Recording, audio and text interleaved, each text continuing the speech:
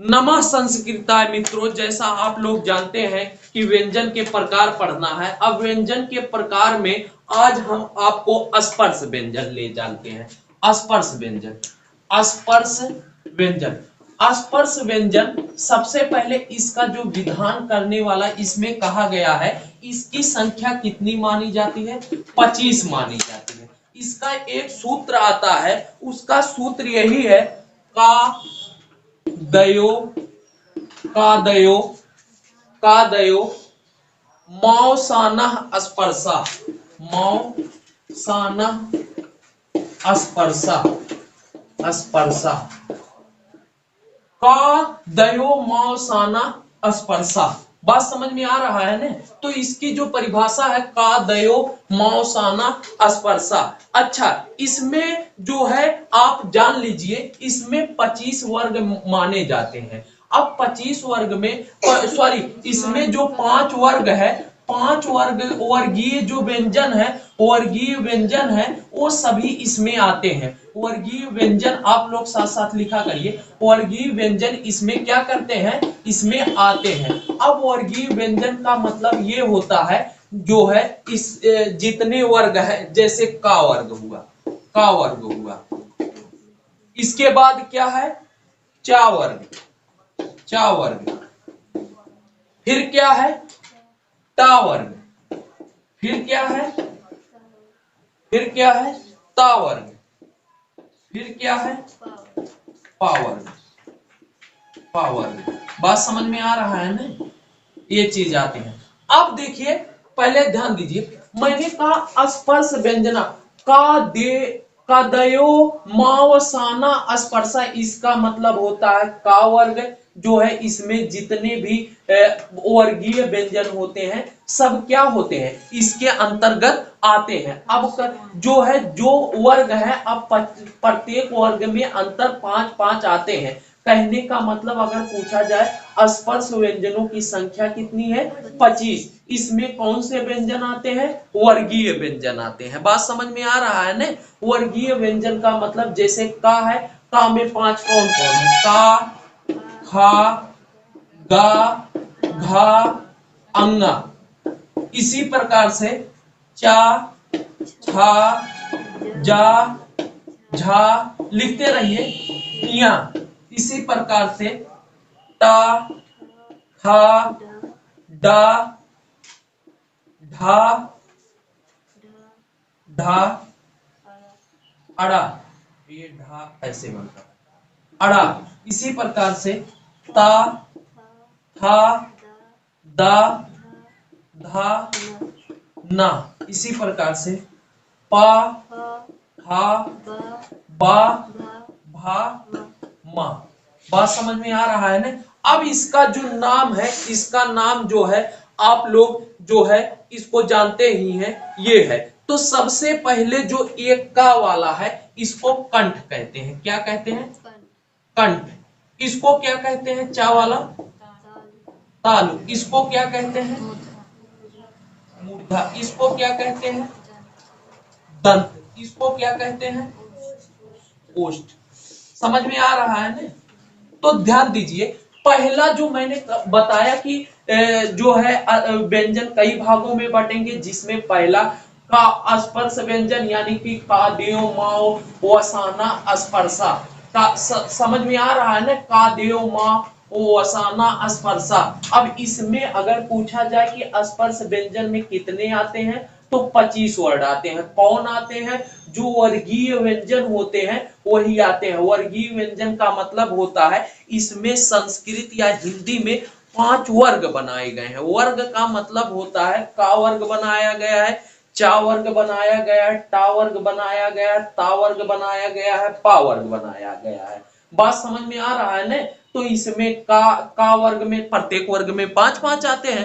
तो का वर्ग में का है, खा है, गा है, घा है, अंगा है। उसी प्रकार से चा है, छा है, जा है, झा है, या है, टा है, ता, ठा है, डा है, ढा है, अड़ा है, ता है, था है, डा है, धा है, ना है, पा है, फा है, बा है, भा है, मा है।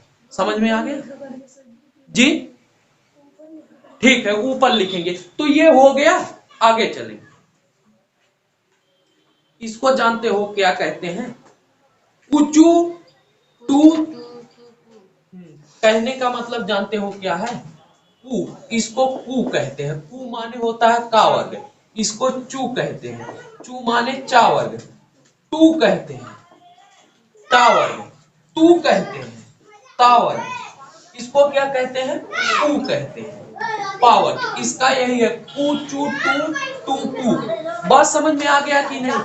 आ गया। तो अगर मैं पूछूं कि स्पर्श व्यंजन की संख्या कितनी है तब 25। इसमें कौन से व्यंजन आते हैं? वर्गीय व्यंजन। कौन से आते हैं? वर्गीय। वर्गों की संख्या कितनी है? 5। प्रत्येक वर्ग में कितने आते हैं? 5 5। याद हो गया नहीं? तो ये चीज है। अगला देखिए, अगला जो है अगला अगला क्या कह रहे हैं? अब इसी में विभाजन करके थोड़ा बता दें।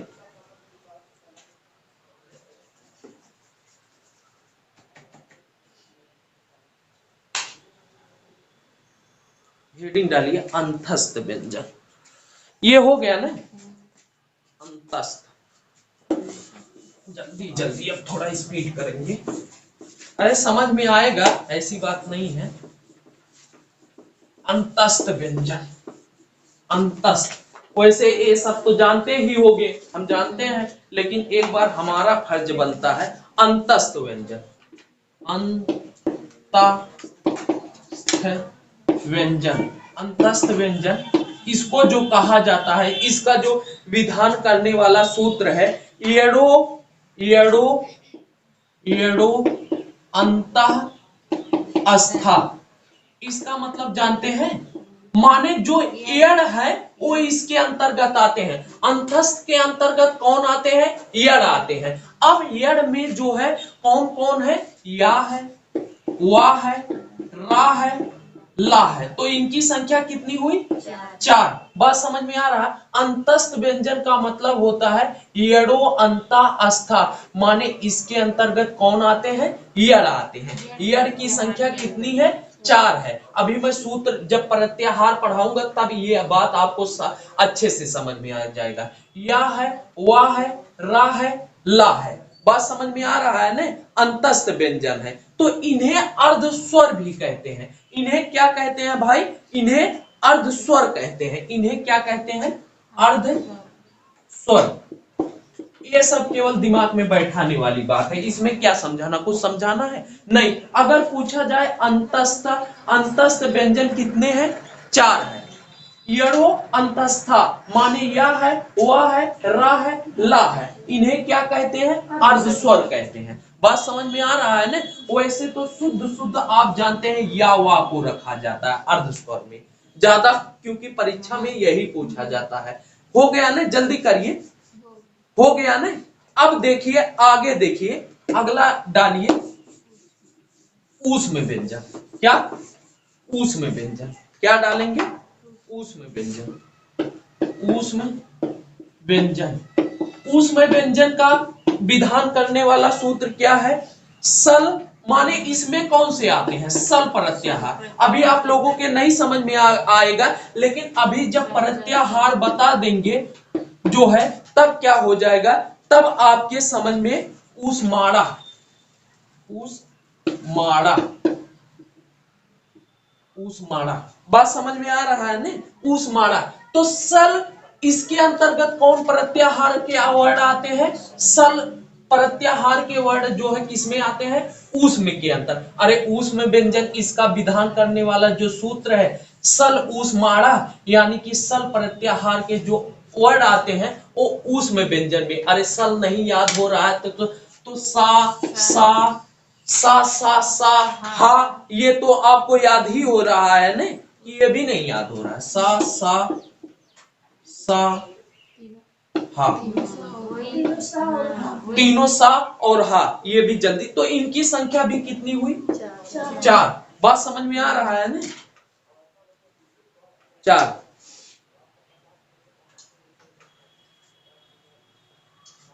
हो गया? लिखते चलिए। मतलब इसमें क्या समझाना है? इसमें कुछ समझना तो है नहीं। अब देखिए समझना इसमें है, ये मैं बता दे रहा हूं। ये आगे है मिश्रित या संयुक्त व्यंजन, मिश्रित या संयुक्त व्यंजन, संयुक्त व्यंजन।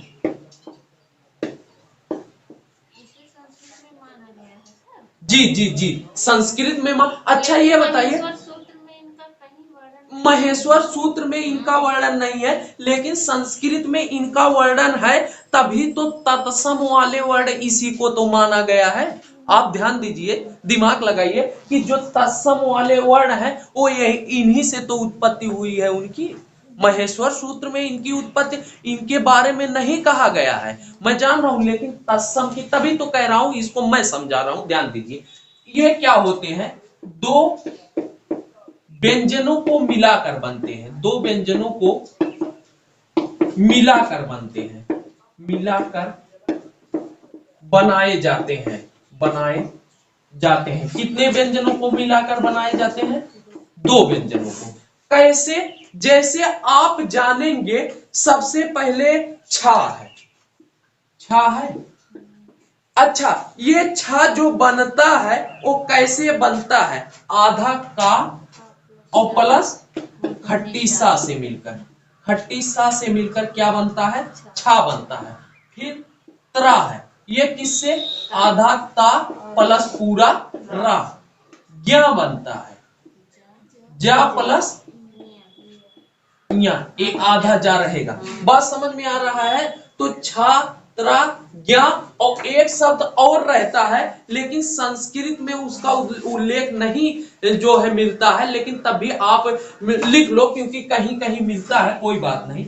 सरा जो है ये किससे मिलकर बनता है, लेकिन जाने दो, संस्कृत में इसका उल्लेख कम मिलता है, लेकिन केवल समझा दे, ताकि हो सकता है अगर मिल जाए तो आप याद कर लो, है कि नहीं। तो ध्यान दीजिए, अगर पूछा जाए कि मिश्रित या संयुक्त व्यंजन कौन कौन से हैं, तो मिश्रित या संयुक्त व्यंजन ये नहीं, तो छा है, त्रा है, ज्ञा है, और सरा भी कहीं कहीं आता है। बात समझ में आ रहा है कि नहीं जी। बुक में नहीं दिया है, बुक में दिया नहीं है, लेकिन मैं लिख दे रहा हूँ। मतलब छोटा सा रहेगा कि बड़ा सा रहेगा? नहीं, इसमें खट्टी सा रहता है, खट्टी सा प्लस रा, कोई दिक्कत ठीक, खट्टी सा प्लस रा रहता है सरा में, ठीक है। सरा में क्या रहता है, लिख दे रहा हूं। वैसे संयुक्त व्यंजन जो हिंदी में माना गया है वो 4 माना गया है, लेकिन संस्कृत में अधिकतर जो नाम आता है वो 3 ही नाम आता है। सरा को कभी कभी जोड़ते हैं, कभी कभी सरा को करते नहीं है। बात समझ में आ रहा है ना, लेकिन आप जानते रहिए, जो है 4 आए, उपयुक्त में 4 ही विकल्प लगाइएगा, क्योंकि मैं बता रहा हूं, अभी 4 लगाइएगा। वैसे आप लोग देखिए, दो व्यंजनों को मिलाकर बनाए जाते हैं, उन्हें मिश्रित या संयुक्त व्यंजन कहते हैं। जैसे छा है, अब छा देखिए, दो व्यंजन को मिलाकर बनाया गया है कि नहीं, आधा का और खट्टी सा, छा बना है। तरा है, आधा ता प्लस रा, तरा बना है। ज्ञा है, जा प्लस या से मिलकर आधा जा, ज्ञा बनाया गया है। सरा है, सा प्लस रा से मिलकर सरा बनाया गया। अच्छा ये बताइए, अभी जैसे श्रमण शब्द आ गया, श्रमण शब्द आ गया, ये श्रमण शब्द संस्कृत का शब्द है कि नहीं, है नहीं। तब किताब मत देखो, किताब में कुछ मैं नहीं कहता हूं, हो सकता है भूल से मिसप्रिंटिंग हो गई हो, लेकिन जहां तक मेरा विचार है, एक बार मैं कल थोड़ा चेक कर लूंगा, लेकिन जहां तक मेरा विचार है वहां तक मैं एकदम 100% सही हूं कि इसमें 4 माने गए हैं, छा को, त्रा को, ज्ञा को, सरा को। अब आप लोग सिद्ध कर लेंगे कि नहीं, कोई पूछेगा तो ये चीज है, ये लिख ले जाओ। इसीलिए कहते हैं थोड़ा अपने ऊपर भी ध्यान रखा करो, तब ये चीज है। इसके बाद बस महेश्वर सूत्र आ ही रहा है। आज महेश्वर सूत्र पढ़ाएंगे, चाहे आधी घंटा लग जाए। और जी, जैसे कह रहे महेश्वर सूत्र की तो पहले ही जरूरत रहती है। हाँ हाँ जैसे हाँ, इसमें बताया गया सर्व प्रत्याहार के नहीं नहीं, उससे नहीं मतलब है। सुनो, अभी अभी हम बता रहे हैं, अभी हम बता रहे हैं जो है, क्यों हम नहीं बताएं, बता रहे हैं जो है। देखिए, पहले आप, अब जो बचा है आपका जो है उसको थोड़ा पढ़ा दें, जो है जैसे आयोगवा, हेडिंग डालिएगा आयोगवा, आयोगवा, आयोगवा। अभी बता रहे हैं क्यों हम नहीं वो महेश्वर सूत्र पहले बताएं। आयोगवा लिखिए, इसमें लिख लीजिए थोड़ा आयोगवा में।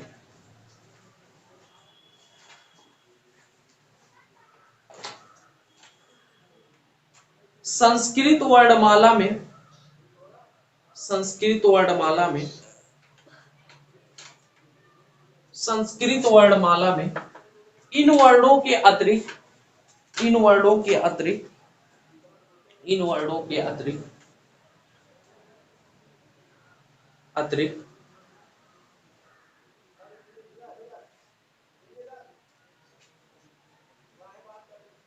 अतिरिक्त अयोगवाह को भी, अयोगवाह को भी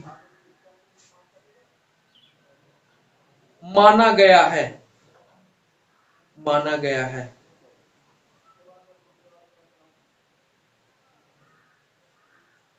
माना गया है।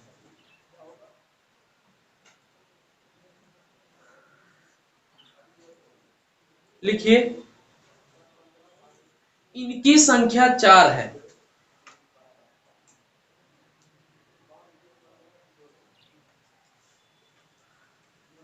इनकी संख्या 4 है।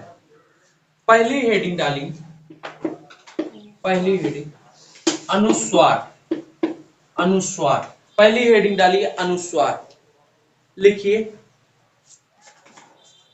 अंग आहा, अंग आहा, इत्येच, इत्येच, इत्येच, परावनुस्वार विसर्गय, परावनुस्वार विसर्गय, विसर्गय।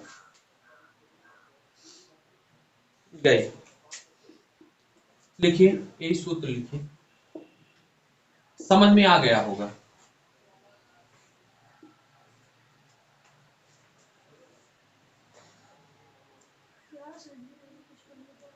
इसमें तो सर दोनों आ गया ना, क्या? और अनुसार विसर्ग दोनों आ गया।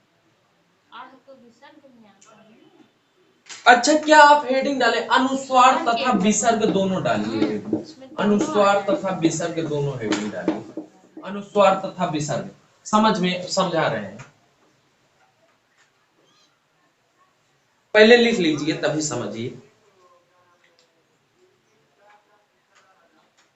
लिखिए,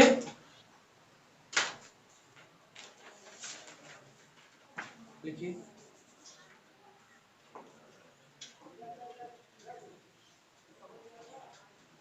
अंगाह, अंगाह, अंगाह, ये ए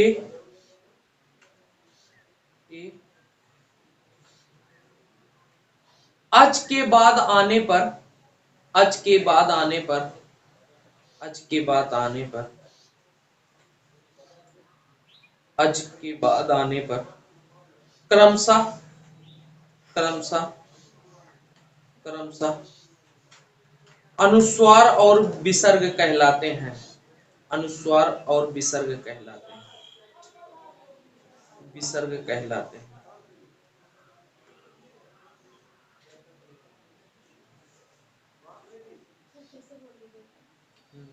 अंग और आहा, अंग और आहा, ए अच के बाद आने पर, अच माने स्वर होता है, के बाद आने पर क्रमशः अनुस्वार और विसर्ग कहलाते हैं, क्रमशः अनुस्वार और विसर्ग कहलाते हैं,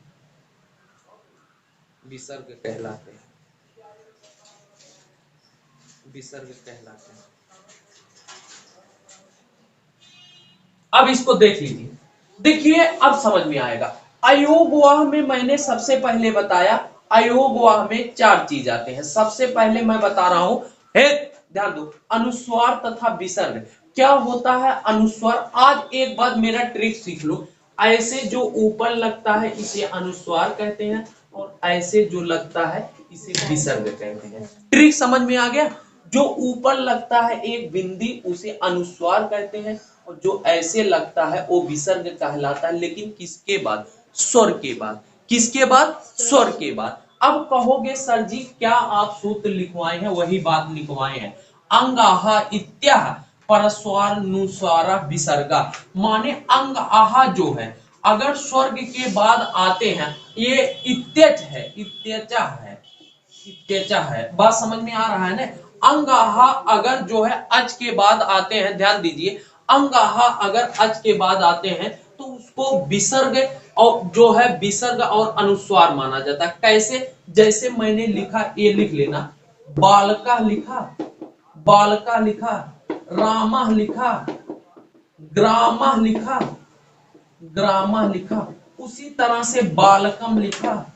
आप ध्यान दीजिएगा, रामम लिखा, ग्रामम लिखा, ग्रामम लिखा। आप इसको ध्यान दीजिएगा, यहाँ का में क्या छुपा हुआ है? आ छुपा हुआ है ना। आ के बाद क्या आया है? विसर्ग आया है ना। इसी प्रकार यहाँ का माँ में क्या छुपा हुआ है? आ के बाद क्या आया? यहाँ माँ में क्या छुपा हुआ है? आ के बाद क्या आया है? यहाँ का में क्या छुपा हुआ है? आ के बाद क्या आया? यहाँ माँ में क्या छुपा हुआ है? आ के बाद क्या आया? यहाँ माँ में क्या छुपा हुआ है? आ के बाद क्या आया? समझ में आ रहा है ना? ये चीज है। तो अब समझ में आ गया? समझ में आ गया ना? अगर पूछा जाए कि इसको क्या कहते हैं, तो इसको अनुस्वार कहते हैं, और इसको क्या कहते हैं? इसको विसर्ग कहते हैं। वही चीज में सूत्र लिखवा रहा हूं।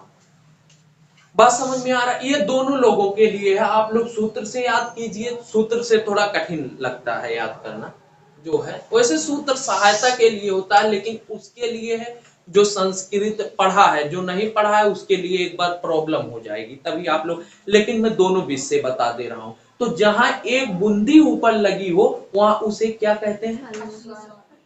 और जो दो बिंदी लगी होता है विसर्ग। अनुस्वार को कहीं ना कहीं माँ में पढ़ा जाता है, और विसर्ग को किस में पढ़ा जाता है? हा में। ठीक है, अनुस्वार को माँ में पढ़ा जाता है और विसर्ग को किस में पढ़ा जाता है? हा में। दोनों में अंतर समझ में आया? अब हेडिंग डालिए,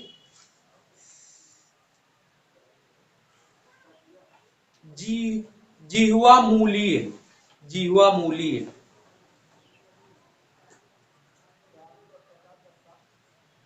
जिह्वा मूलीय,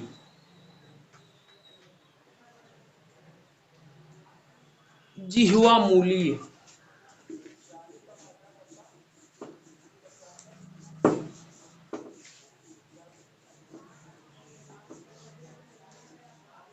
जिह्वा मूलीय लिखिए ऐसे, जी वाह वाह मूली, जिह्वा मूली लिखिए, ऐसे बनाइएगा। का, फिर बनाइएगा खा, खा,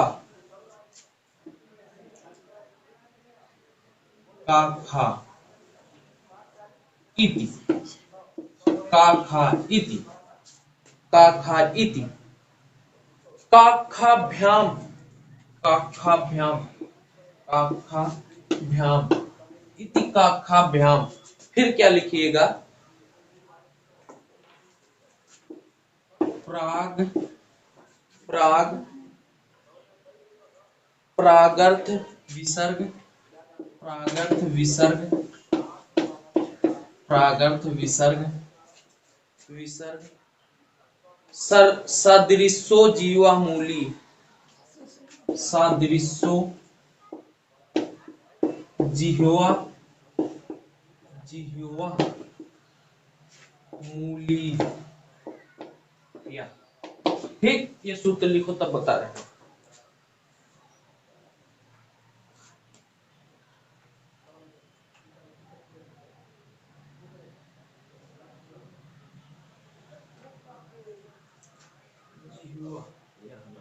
वा हा, ऐसे जीवा रहता है।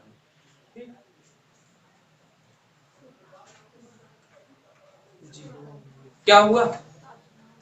अरे जीवा ऐसे लिखा जाता है नहीं जैसे, सर, वो जो का ध्यान है कि ध्यान है सर, कहाँ? वो जो का के पहले है, ऊपर जो ईट के बाद है, काखाम्याम है, ना है काखाम्याम, कि भा है वो? ये भा है, हाँ, तब वही भा है। लिखिए,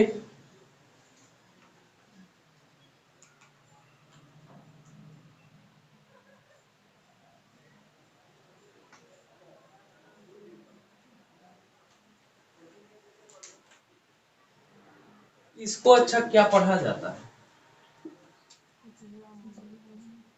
बात समझ में आ रहा है ना? इसको जीवा मूल्य तो पढ़ा जाता है, लेकिन इसको आधा विसर्ग पढ़ा जाता है। बात समझ में आ रहा है ना? इसको क्या पढ़ा जाता है? दोनों को आधा विसर्ग, यही सब तो मैं बता रहा हूं जो है। लिखिए, ऐसे बनाइए, ऐसे बनाइए, फिर जो है लिखिए का, सूत्र का विधान कर ले, फिर ऐसे बनाइए, फिर लिखिए खा, ऐसे पहले लिखिए।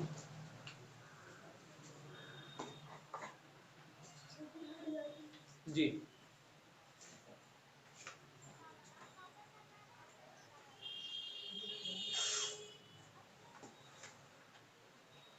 दोनों लिखिए, उसके बाद इसी में आगे लिखिए के पहले, के पहले, के पहले, के पहले जो आधे विसर्ग, जो आधे विसर्ग, ब्रैकेट में आधा विसर्ग लिख लेना, के पहले जो आधे विसर्ग, विसर्ग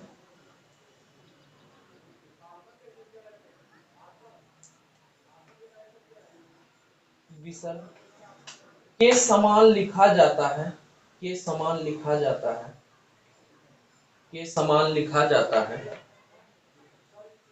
उसे जीवा मूलीय वर्ण कहते हैं, उसे जीवा मूलीय वर्ण कहते हैं, जीवा मूलीय वर्ग वर्ण कहते हैं। जैसे एक शब्द है बालक क्रीडति, क्रीडति, अब यहां पर देखिए बालक क्रीडति ऐसे लिख उठा, तो यहाँ का जो पढ़ा जाएगा, इसको क्या पढ़ा जाएगा? जिह्वा मूली। समझ में आया? कहने का मतलब जहां पर का और खा के पहले ऐसे आधा विसर्ग देख लेना, वहां तुरंत क्या लगाना? जिह्वा मूली। समझ में आया? नहीं समझ में आया? जैसे बालक क्रीडति है, यहाँ का के पहले जो क्या लगा है? आधा लगा है। बात समझ में आ रहा है ना? ये चीज है। तो आप जान लीजिए, जहां पर का और खा के पहले इस तरह से आधा आ जाए, वहां जीवा मूली, और जहां पा और फा के पहले इस तरह से आधा आ जाए, वहां क्या होता है? उपाधमानी। समझ जाएंगे अब ने? ठीक, आगे डालिए हेडिंग।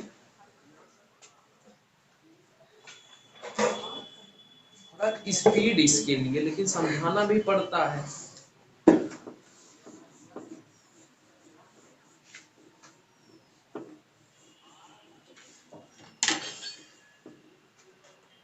लिखिए, हेडिंग डालिए उपधमानी। उपध, उपध मानीय, मानीय। इसका सूत्र लिखिए, लिखिए पा फा, पा फा, पा फा इति, पा फाम इति, पाफाभ्याम, पाफाभ्याम। उसके बाद उपदमानी, उसके बाद क्या रहेगा? वही रहेगा उपदमानी। प्राग, प्राद विसर्ग, प्राद विसर्ग सदृश। प्राद माने होता आधा, प्राग विसर्ग सदृश, सदृश, माने होता है क्या, आधा, ठीक। उपदमानी, उपदमानी,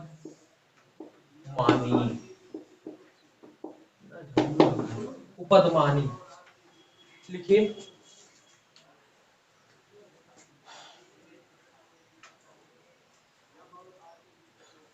लिखिए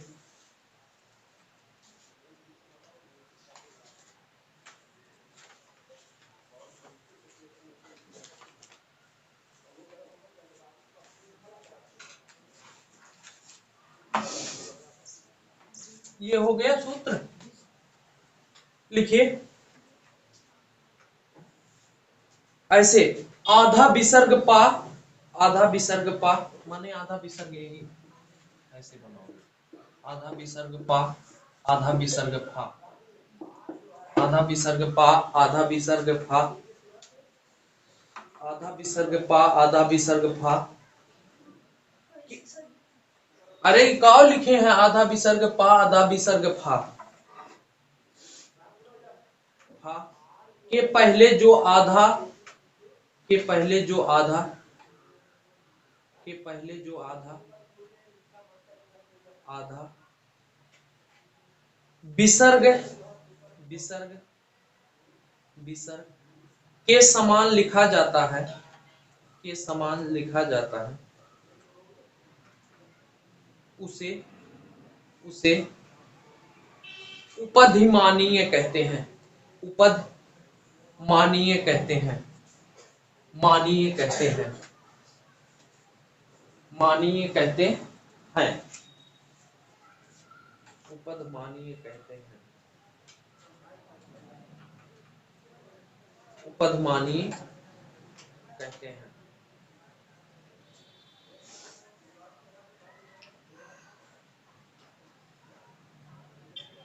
जैसे उदाहरण है वृक्ष, वृक्ष पतति, पतति है, वृक्ष पतति। अब ऐसे लग गया, अब पा के पहले क्या लगा है, आधा विसर्ग, तो इसको क्या कहेंगे, उपधमानी।